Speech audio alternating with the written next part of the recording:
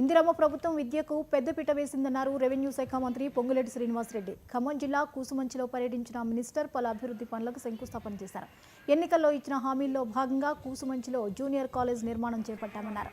పాలేరు నియోజకవర్గంలోని అన్ని మండలాల్లో 8, 9, 10వ తరగతి విద్యార్థులకు పిఎస్ఆర్ ట్రస్ట్ ద్వారా సైకిళ్లు ఇస్తున్నామని తెలిపారు. గత బీఆర్ఎస్ ప్రభుత్వం రెసిడెన్షియల్ స్కూళ్లను కోళ్ల ఫారాలు, రైస్ మిల్లుల్లో పెట్టిందని విమర్శించారు.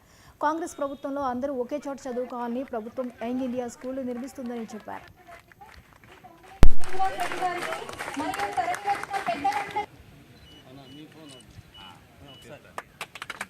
మీ దీవెనలతో మన ప్రభుత్వం వచ్చిన తర్వాత, మీ శాసనసభ్యుడిగా నన్ను దీవించిన తర్వాత సుమారు 470 కోట్ల రూపాయలు కేవలం విద్య కోసమే ఈ నియోజకవర్గానికి శాంక్షన్ చేపించడం జరిగింది. అందుట్లో ఇంటిగ్రేటెడ్ ఇంటర్నేషనల్ స్కూల్ రాష్ట్ర వ్యాప్తంగా ప్రతి నియోజకవర్గానికి ఒక స్కూల్ శాంక్షన్ చేస్తే అందుట్లో మన పాలేరు నియోజకవర్గాన్ని కూడా శాంక్షన్ చేసుకున్నాం. దాని విలువ 200 కోట్లు.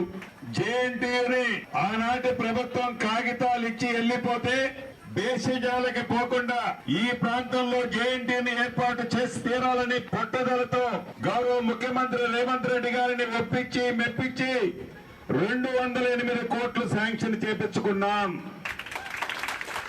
అదే విధంగా రాష్ట్ర వ్యాప్తంగా ఐటీఐ స్కూళ్లు 15 శాంక్షన్ చేస్తే దాంట్లో మన నియోజకవర్గానికి ఒకటి శాంక్షన్ చేసుకున్నాం. అది సుమారు 46 కోట్లు.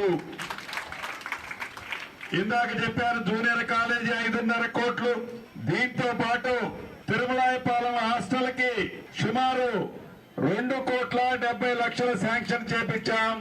ఈ రమారమి ఈ గడిచిన 18 నెలల్లో మీ సీనన్న ఈ నియోజకవర్గానికి మన నియోజకవర్గానికి విద్యకు శాంక్షన్ చేపించింది సుమారు 470 కోట్లు.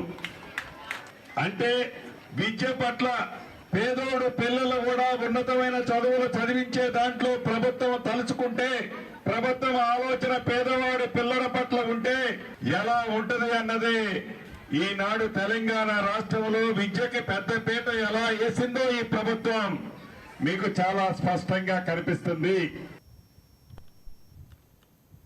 మద్యం స్కామ్ లో 3,000 కోట్లను బయట